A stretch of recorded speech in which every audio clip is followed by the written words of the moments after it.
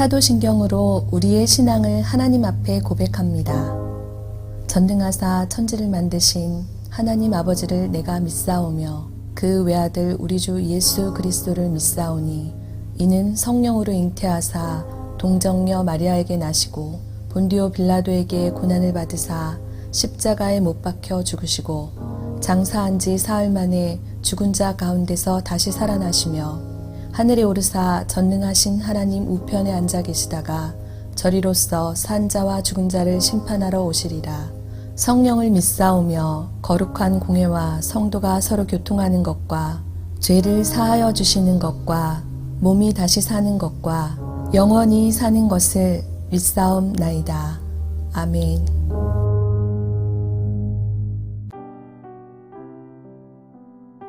오늘의 말씀 사무엘상 8장 1절에서 22절 말씀입니다. 사무엘이 늙음에 그의 아들들을 이스라엘 사사로 삼으니 장자의 이름은 요엘이요 차자의 이름은 아비아라. 그들이 브엘세바에서 사사가 되니라. 그의 아들들이 자기 아버지의 행위를 따르지 아니하고 이익을 따라 뇌물을 받고 판결을 굽게 하니라. 이스라엘 모든 장로가 모여 라마에 있는 사무엘에게 나아가서 그에게 이르되 보소서 당신은 늙고 당신의 아들들은 당신의 행위를 따르지 아니하니 모든 나라와 같이 우리에게 왕을 세워 우리를 다스리게 하소서 한지라. 우리에게 왕을 주어 우리를 다스리게 하라 했을 때에 사무엘이 그것을 기뻐하지 아니하여 여호와께 기도하매 여호와께서 사무엘에게 이르시되 백성이 내게 한 말을 다 들으라. 이는 그들이 너를 버림이 아니요 나를 버려 자기들의 왕이 되지 못하게 함이니라.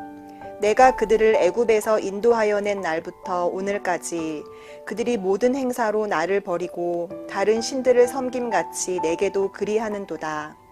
그러므로 그들의 말을 듣되 너는 그들에게 엄히 경고하고 그들을 다스릴 왕의 제도를 가르치라. 사무엘이 왕을 요구하는 백성에게 여호와의 모든 말씀을 말하여 이르되 너희를 다스릴 왕의 제도는 이러하니라.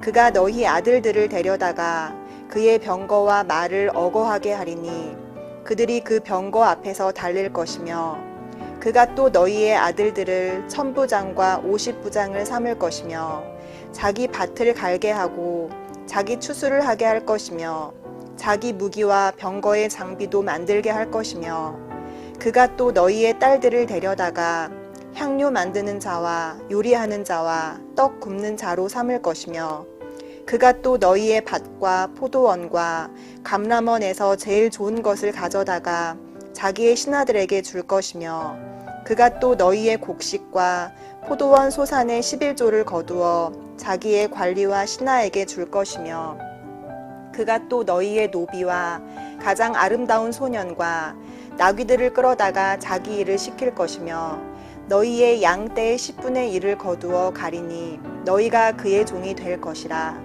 그 날에 너희는 너희가 택한 왕으로 말미암아 부르짖되 그 날에 여호와께서 너희에게 응답하지 아니하시리라 하니 백성이 사무엘의 말 듣기를 거절하여 이르되 아니로소이다. 우리도 우리 왕이 있어야 하리니 우리도 다른 나라들 같이 되어 우리의 왕이 우리를 다스리며 우리 앞에 나가서 우리의 싸움을 싸워야 할 것이니이다 하는지라.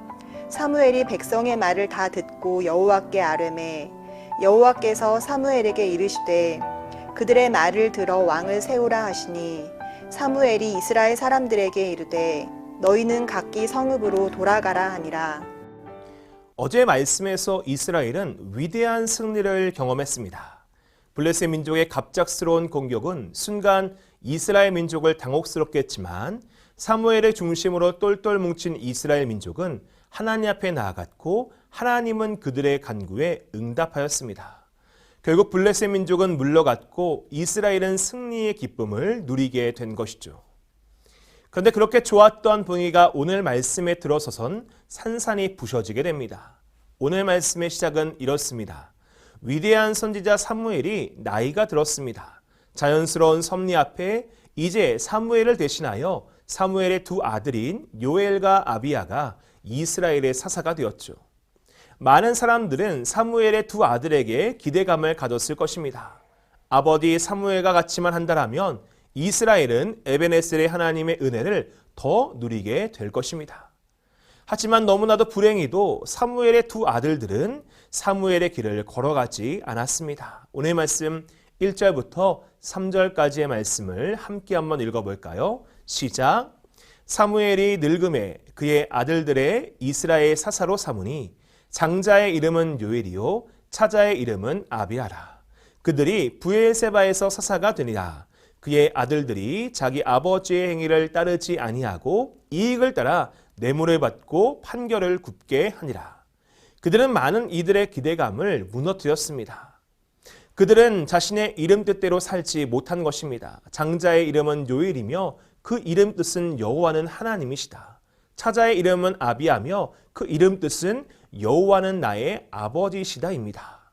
그들은 브엘세바의 사사로 세움받아 이스라엘의 가장 남쪽 지역을 다스리게 되었는데 그 이름의 뜻대로 살지 못했다라는 것이죠.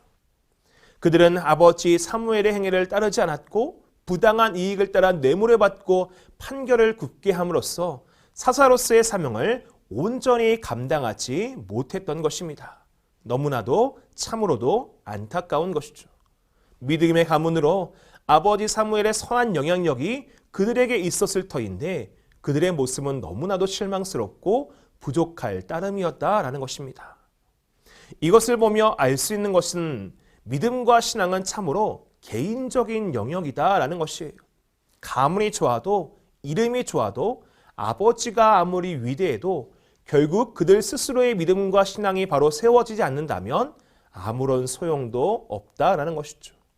그렇기에 우리 역시 누군가의 믿음과 신앙을 의지하는 것이 아닌 우리 스스로의 믿음과 신앙을 지켜나가기 위해 날마다 애를 써야 될 줄로 믿습니다. 오늘 말씀에서의 문제는 여기서 끝나지 않는다라는 것이에요. 이스라엘의 사사로 세워진 요엘과 아비아의 신앙이 무너지자 이스라엘 민족 전체의 신앙은 더 무너지게 되었다. 이것이 더 큰 문제인 것이죠.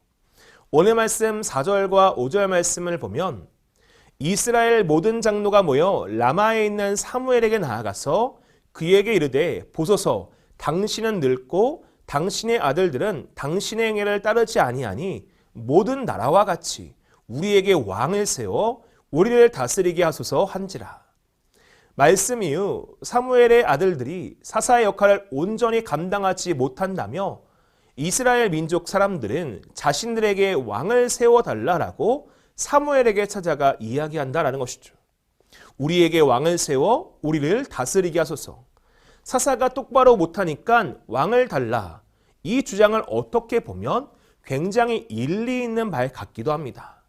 그러나 우리가 천천히 다시 한번 생각해 본다라면 이러한 그들의 요구가 전혀 올바르지 않음을 우리는 분명히 알 수 있죠. 사무엘의 아들들이 잘못한 것은 분명해요. 그리고 그들로 말미암아 많은 사람들이 실망한 것도 옳습니다. 그럼 그 다음에 이스라엘이 요구할 것은 왕이 아니라 하나님을 구해야 된다라는 것이에요. 사실 원래 이스라엘에게는 사사도 왕도 필요가 없어요. 왜냐하면 이스라엘이 하나님 앞에 온전한 믿음을 보이고 하나님 말씀 앞에 순종하는 삶을 살았다면 왕 대신 하나님만을 온전하게 섬겼다면 이스라엘의 사사가 왕이 무슨 필요가 있겠습니까? 이스라엘의 왕은 살아계신 하나님 한 분이면 충분하다라는 것이에요. 온 세상의 주인이시며 구원자이신 그 하나님이 그들의 왕이신데 왜 그들은 새로운 인간의 왕을 구하고 있냐라는 것이죠. 그러니 사실은 이스라엘은 정신을 차리고 다시 하나님 앞에 나아가 사사도 없애고 왕을 달라고 하나님께 구하는 것도 아니라 사사가 아닌 하나님이 우리의 왕이 되어달라고 다시 기도하고 간구해야 됨이 올바르다라는 것이죠. 세상 지도자가 아닌 하나님이 자신들의 지도자가 되어달라고 그들은 구하는 것이 합당하다라는 것이에요.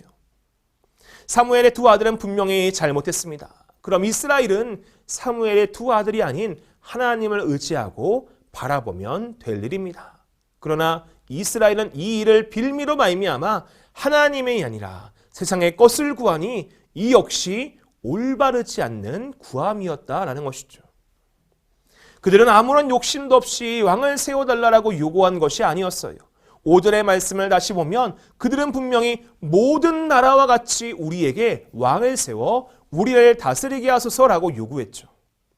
평소에 그들은 우리들은 다르다, 자신들은 특별하다라고 주장했으며 지금은 특별한 것도 아닌 다른 것도 아닌 세상과 같이 모든 나라와 같이 이방 민족과 같이 왕을 달라라고 주장하고 있으니 세상의 화려함과 강력함을 오히려 부러워하며 왕을 달라라고 이야기하고 있으니 그들은 철저하게 하나님을 배제하고 배신하고 배반하고 결국 자신들의 욕심에 따라 이기적인 결정을 내렸을 뿐이다라는 것이에요. 그들은 단지 자신들에게도 세상의 왕과 같이 멋지고 화려하고 강력한 왕을 가지고 싶다라는 욕심이 더욱더 컸다라는 것이죠. 이에 7절에 하나님은 자신의 입장을 이렇게 밝히십니다. 7절 말씀을 함께 읽어볼까요? 여호와께서 사무엘에게 이르시되 백성이 내게 한 말을 다 들으라. 이는 그들이 너를 버림이 아니로 나를 버려 자기들의 왕이 되지 못하게 함이니라. 나를 버렸다. 여기서 하나님의 마음이 어떻겠습니까? 하나님의 입장에서 보니 그들이 누굴 버린 거예요? 하나님을 버렸다라는 것이에요.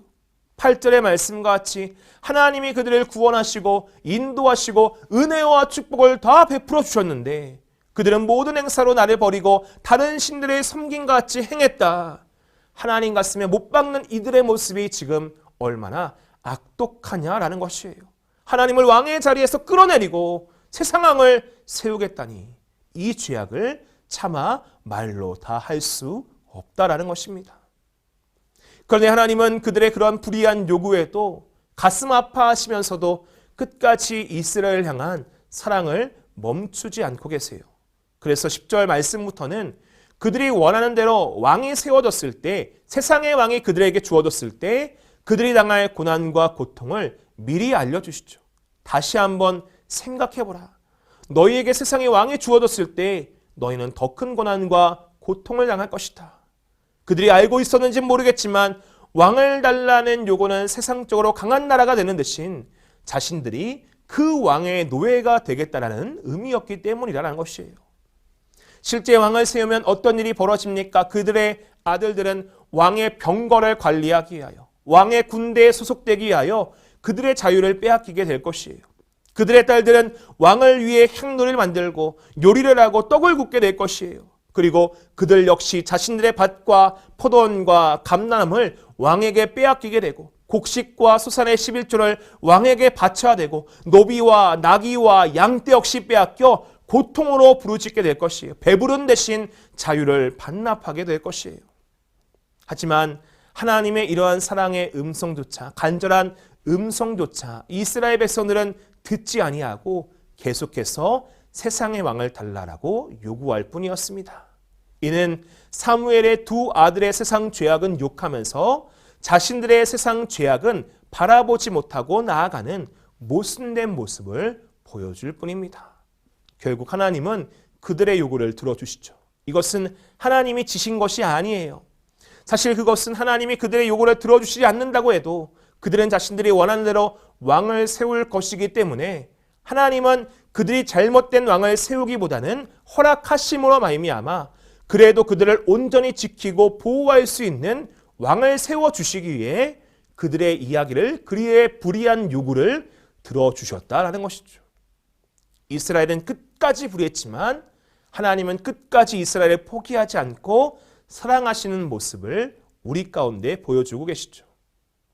말씀을 정리해 봅니다. 오늘 말씀은 좀 슬픈 말씀, 안타까운 말씀, 하나님이 참으로 괴로워하는 말씀이죠. 이때 우리는 이 말씀을 통하여 우리의 믿음과 신앙 또한 한번 점검해 볼 필요가 있습니다. 우리도 혹시 이스라엘 백성들과 같이 하나님이 아닌 세상을 더 사랑함으로 고집을 피우는 부분은 있지 않는가? 하나님보다 더 사랑하는 세상의 것이 있고 더 쫓고 더 따르는 세상의 것이 있지는 않은가? 사무엘의 두 아들들은 욕하며 정작 나의 죄는 돌아보지 못하는 이스라엘과 같은 모습은 우리 가운데 없는가? 우리는 곰곰이 살펴봐야 된다라는 것입니다. 우리 역시 연약한 존재 아닙니까? 때로는 하나님의 마음을 아프게 할 수 있고 하나님의 가슴을 괴롭게 할 수도 있죠. 말씀과 같이 하나님을 버리고 세상을 택했을 수도 있다라는 것이에요.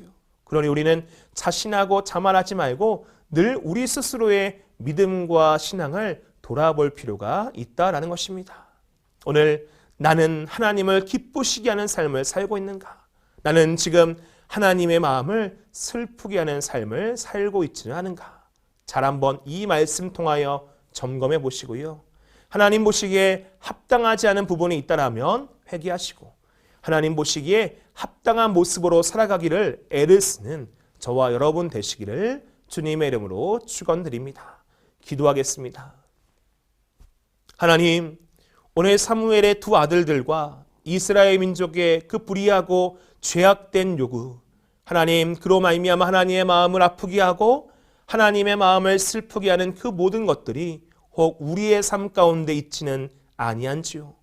우리 역시 하나님보다 더 사랑하고 하나님보다 더 바라고 하나님보다 더 원하는 것이 우리의 삶 가운데 가득하지는 않는지요.